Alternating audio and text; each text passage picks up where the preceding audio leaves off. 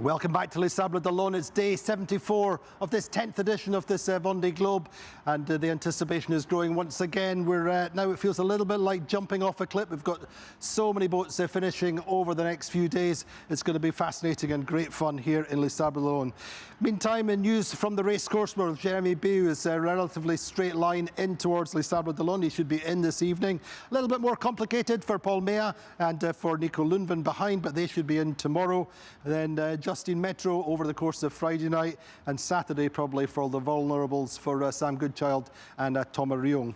Good news at the back of the fleet is that Denny van Veenberg is out of the Pacific. He's closed the door at Cape Horn and he's into the Atlantic. Also Fabrice Amadeo. So they're both round to Cape Horn. A little bit of time for them to recover and to celebrate. But my guest today, well, none other than Pip Hare, who's back from Australia. It's our good fortune to have her with us.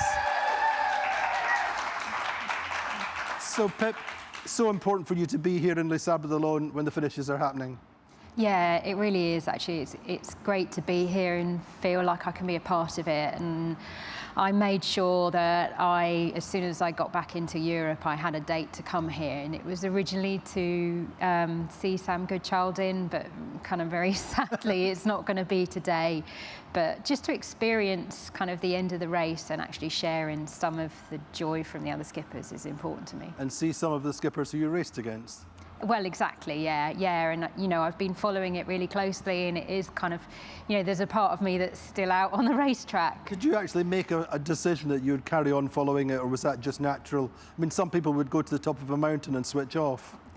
No, I wanted to carry on following it, you know, out of interest. I'm really curious to kind of imagine what I would have done, where I would have been, but you know, these are people that I shared half the world with, so they don't stop existing just because I dropped out of the race. And you were on the French show this morning and a great welcome. It was fantastic, actually. I was shaking so much speaking in French, but they were all very kind. But great speaking French for 2028. I need a lot of practice. Tell us about the whole experience then, you know, losing your mast and then the slow boat to Melbourne and then getting in the welcome in Melbourne. I mean, it was just kind of the lowest low imaginable, losing the mast, especially where I did, you know, so far away from home. And losing the mast is a split second. It takes a second. And during that second, you know, the layers of understanding of what's happened and what you've lost and the pain around that is so extreme.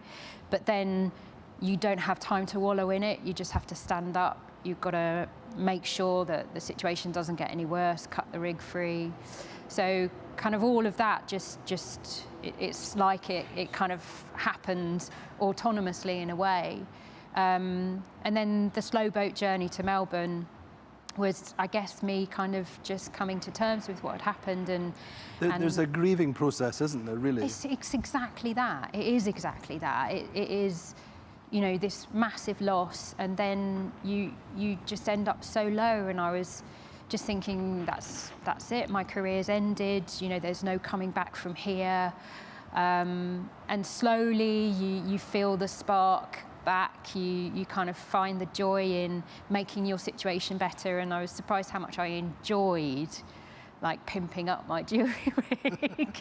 and over 2 weeks, you know, getting into Melbourne, I'd found my spirit again, and then the welcome there was just phenomenal.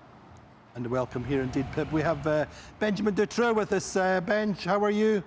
We have a special guest for you. How are you? Hi, hello. I'm good, thank you. I'm going upwind now in the ridge. So in the next few hours, I think the wind will decrease and it will be approximately 0. And I hope a little bit luck. Benj, you remember Pip Hare, don't you? Yeah, sure. I remember. I think about it every day. So I know what is the adventure to lose the mass.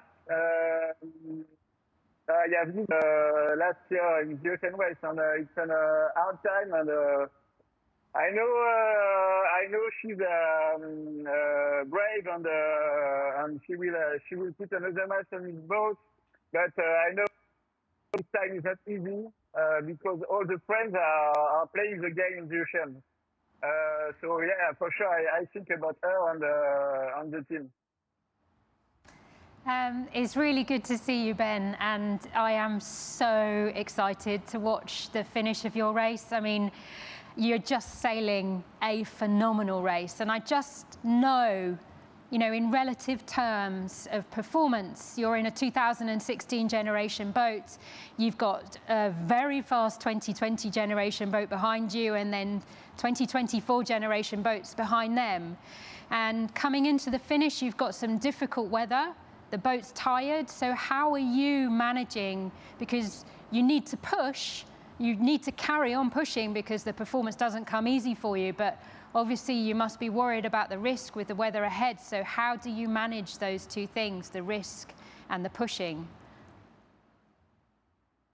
Yeah, sure, that is never easy because we have to push probably the boat a little bit more than the boat around me. So that explains to have a bigger sail when the other have a smaller sail. So for sure, we need to manage the risk because our boats are designed for in 2016, and for sure we can't push it and break everything. I have done it during the ocean race, so no, I know it's important to manage the risk. But it's never easy because it's a race, and I'm a competitor, and I want to be at the best level. So sometimes I need to say to my angel just here on my shoulder to be a little bit slower, but that's not easy. Well, it seems to me like you're doing a really great job. And are you thinking about the finish, or are you just taking every minute as it comes? But sure, we are approximately 3 days to the finish, so I do some routing at the finish line. So for sure, I think a little bit about it. But I have some things to manage on board, and I'm very focused on the boat and on the sail because I know if I want to keep my place with the boat around me, I need to continue to push it hard. Because it's not easy to have sometimes the same speed. So no, I prefer to be focused on my race and don't think about them. Well, I definitely wish you the best of luck for the next 3 days, and I'm going to be looking forward to welcoming you in.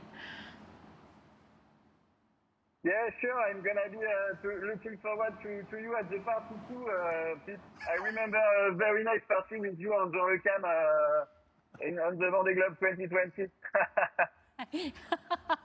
That's true. Yeah. We need to do better this time, even. One last question, Benjamin. Your beard is very impressive. Will you keep it, do you think, for the rest of the year? Your what, sorry? The barb. Your beard. The beard. Sorry, with the accent, I don't understand, but yeah. I will try to keep it, but it's not easy. It's a wild bird.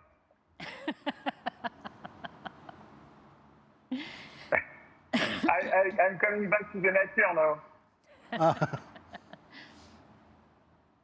Benjamin, as ever, a great pleasure to speak with you, and we'll be waiting for you back home in Les Sables d'Olonne in a few days' time. Stay safe, stay fast, and keep it up. Thanks a lot, and see you soon. Ciao, ciao.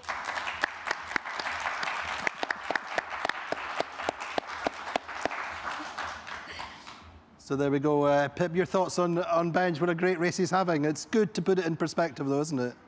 Yeah, and I think, you know, sometimes from the outside it's not always obvious the the difference in performance potential between the boats, but you know, there's been a couple of standout boats for me. One has been Sam Goodchild in a 2020 boat, kind of in the thick of it with, you know, the brand new boats, and Benjamin is really pushing way outside the kind of theoretical performance of his boat, and the energy and the attention to detail and I guess, you know, the risk that he needs to take to maintain the same speed, let alone go faster. You know, there's a lot that goes into it, and I just have full respect for what he's doing. It's fantastic. But you'd have been ahead of him. I definitely would have been annoying No, but I mean, him. you were close, weren't you? You and him and Roman. Yeah, we were having a great race, and kind of I led them down the Atlantic, and then Ben overtook both of us in the South Atlantic, and then kind of I was coming back at him in between them. But you know, the three of us, I think we were working really well at pushing each other and kind of moving collectively forwards in a pack. It was a really good race. You continue to have comms with them. Yeah, absolutely. It's been nice for me to be able to talk to them, and I think maybe it's reciprocated because they know when they're talking to me I'm not a competitor anymore, but I fully understand what's going on the boat. I can imagine how they're feeling, and so sometimes I think maybe it's a good outlet to be able to talk. And in terms of, I mean, are you over it, as it were? Have you processed what's happened, or is it a gradual process? What's your view? I don't think I'll ever be over it. It's, you know, it's not something that I won't look back on without extreme sadness and disappointment. But, you know, one thing we know for sure is we can't go back in time. We can't change any of it. It happened. And so, you know, the question now is how to move forwards in the best way, and how to grow and what next. What's happening with the boat is what everybody wants to know. When's it back, and what's the plan? What's the programme? So we are going to have to ship the boat back rather than shipping a mast out there, because the time and the expense of shipping out a mast, rigging it, and then sailing it back out of season is just too great. And again, more risk. So hopefully at the end of February, I'll be putting the boat on a ship and shipping it back to Europe, and we will re-rig it. And you had a mast, just to reiterate that for people who maybe Yes. haven't kept up with that detail. You had a mast existing, so. Yes, yeah. So I did actually replace my mast in May last year. So I have my old mast I can put back on the boat, which means we can get sailing again pretty quickly. Do you know what happened? No, I've got no idea, and you know. There's no way of finding out, really, is there? No, there isn't. No, I mean there is data from my load cells, but there's nothing to see in there. And you know, we've been over it a lot, and I just don't think we're ever going to know. Talk to us a little bit about Sam Goodchild then. You've known him, you were the first intake, you were saying, with Artemis Academy going way back. Yeah, that's right. I met Sam actually first in 2010 when we both did the double-handed round Britain and Ireland race. And he told me about the Artemis Academy then. And it was quite funny because I think he was 9. You were in La Grande Motte, were you? I went down to La Grande Motte, yeah. So, and at the time Sam was, I think, 19 and I was 35, maybe 36. And we both kind of were in the first intake for the Artemis Academy, but in very kind of different life stages. You were doing a mini, weren't you? Yeah, I was in a mini, and I went on to do the mini Transat, and Sam went on to do the Figaro, and you know, we've both been solo racing since then, obviously with very different trajectories. So to both end up back in a Vendée Globe in 2024 has been really cool. And he was sailing the most incredible race. You know, I was so happy to see where he was and so devastated when his mainsail broke. But it's the same thing, you can't change it. You can't, he's processed it a little bit just now. But let's talk to, or let's catch up with Jeremy B, who's next in, who had nice words to say about the battle he'd been having with Sam Goodchild. And this is Jeremy earlier on today. The last day were very busy, trying to stay ahead of this low pressure first. I tried to manage well the boat in order to stay to stay at the head of the low pressure downwind. So trying to find the right speed, trying to find the right balance, 35 to 60 knots downwind wind.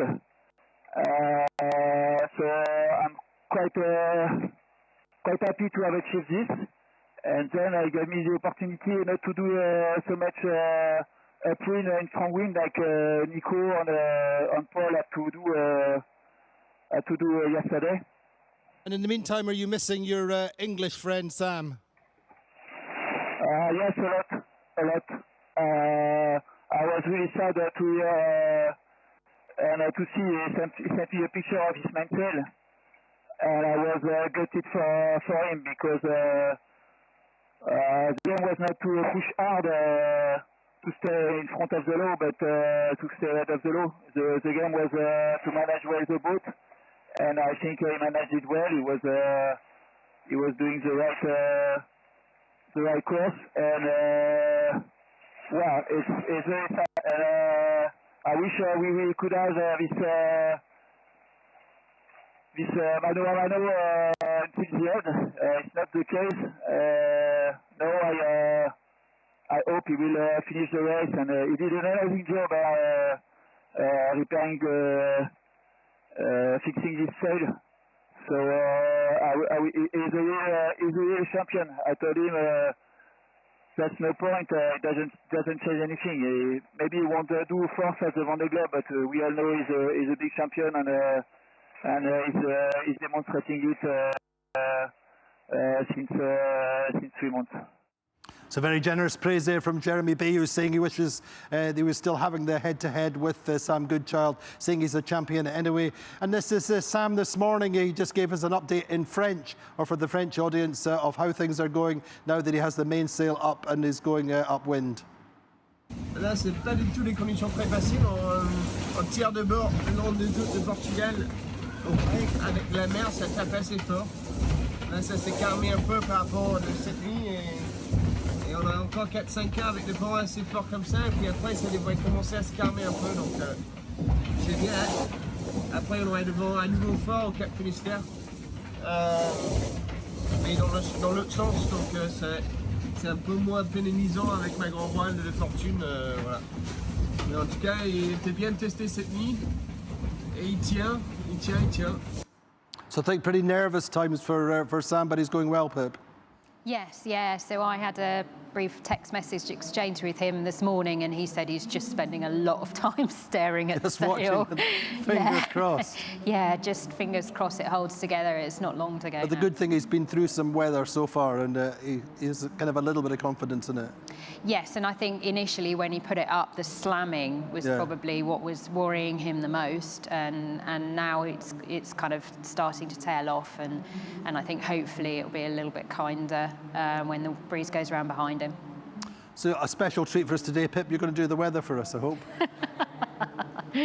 So Pip's going to go over and do our weather today. It's complicated for the boats coming in, just in terms of the timing with these systems, and this big low coming in, particularly for Sam Davis and Boris. So Pip, tell us what's happening.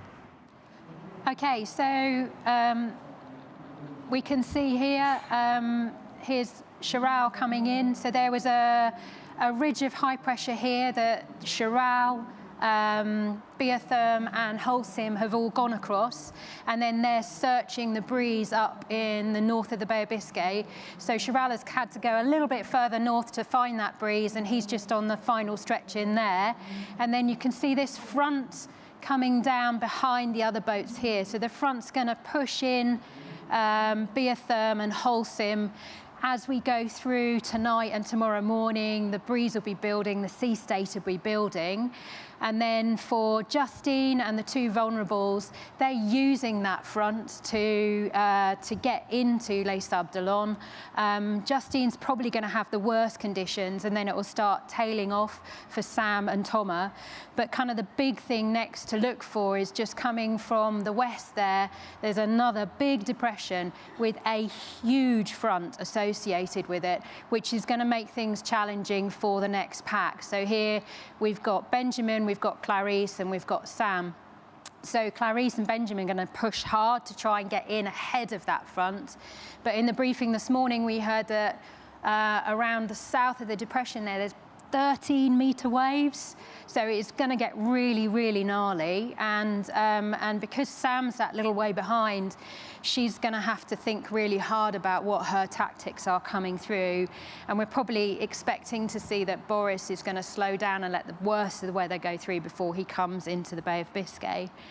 And then kind of moving on to look at the rest of the fleet, we can see that the next pack down are all firmly in the trade, so they've got some fairly stable breeze there, and I think they're kind of enjoying not being in the doldrums anymore, just getting some miles in, some more stable conditions. In particular, I think Isabel Joska has picked up some miles there, and she's quite happy on her good foil this time. And then further down to the south, we can see this pack here. So this is the troublesome area off Brazil, where we normally see the semi-permanent front, and there's a lot of weather transitions happening there. And so this pack are kind of moving in to try and find the trades in the South Atlantic. And I think Ollie here has had a bit of pain there, so he went further west than the rest of them and has lost some miles, and we're just going to have a little update from him now. I've lost considerable miles to the group of boats further to the east, especially Antoine. He managed to get from 300 miles behind me to 300 miles ahead of me in, 5 days, which is, bad for me, good for him. So hats off to you, Antoine, well sailed.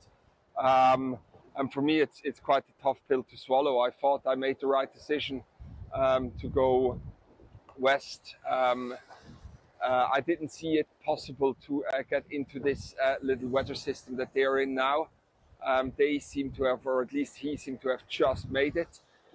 So we'll see how it plays out, but it's quite frustrating. This part of the race is much more complex than I anticipated it to be. So that's definitely a learning for next time I'm down here, hopefully in 4 years' time in the Vendée 28. So I do try and take the positives out of everything. Indeed, Ollie here taking the positives from everything and looking forward already to 2028. Pip, you did such a great job with the weather. Tell us what's happening on the rankings. Okay, so a quick look through the rankings. Obviously, we know that Chiral is the next one in to come in fourth. And close behind him, we've got Paul Mayat, who had 159 miles left at 3 o'clock. And then Nico Lundven with 225. So next on the ranking is Tom Arion, but in reality, Justine just 3 miles behind him, so she's about to kind of jump ahead of him, and she'll come in 7th. And then we've got Sam Goodchild hanging on to a 9th position there. The next pack, Benjamin, Clarice, and then Sam Davis, who still has 1,000 miles to go, but that challenging conditions coming into the finish. After her, we've got Boris on Malizia, and then just kind of looking down the pack again. So still kind of doing incredibly well are Benjamin Ferret and Tanguy Le Turquet in their non-foiling boats, kind of right in amongst the mix there. Conrad Coleman, also a great performance. So he is neck and neck with Jean Le Cam. And then we have Kojiro down in 25th place, and Ollie here we just heard from in 30th, Jingun Zhu in 31st, and then as we know, Denny van den Weinberg, Derek, I don't know who Derek is, just past Cape Horn. Indeed, well done, Pip. So there we go. Great first effort from Pip here on the in the weather and the ranking. But Kojiro Shiraishi had a little bit of an issue, and he sent us this video. 今日はね、朝から大変でした。焦げ臭いんですよ、船の中が。あ、これなんかコードが燃えてるなということで、いろいろ探したんですがなかなか見つからなくて、で外に出ても焦げ臭いんですよ。ソーラーパネルが燃えてました。小さめのソーラーパネルなんですけども、外のソーラーパネルがショートして燃えてまして、それで焦げ臭かったんですね。危うくね火事を出すとこでした。船の火事って一番怖いんですね。逃げ場がないので、でなんとか早期発見できてソーラーパネルを外すことができたんですけども、まあ良かったですね。本当に結構ね匂いって敏感になるんですね。沖行くと海って無味無臭なんですよ。クジラの息でも分かる感覚になるので、ちょっとおかしいなって焦げ臭い匂いがあるなと思ったら、なんかコードがどっか焼けてるんですよね。So Pip, this race within the race with the Daggerboard fleet, Benjamin Ferry and Tongila Turkey, super close. It's equally engaging as the top of the fleet.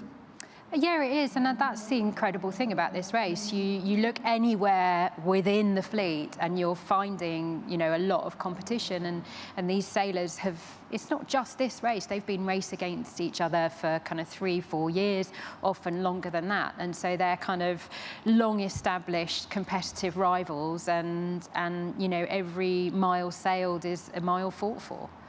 At the top of the fleet, how do the next group, how do they catch up with the top three over the next 4 years? Or is the level actually closer? I mean, we've got this over a week just now between third and fourth, but that's largely down to the weather systems. But is there a gap between the top three, do you think, and this next group? No, I don't think there is. There is obviously there are differences in terms of the design of the boat and the choice of the foils and that sort of thing. But I think kind of in terms of the sailors themselves, then the top 10 I think are all incredibly competitive and all very close to each other.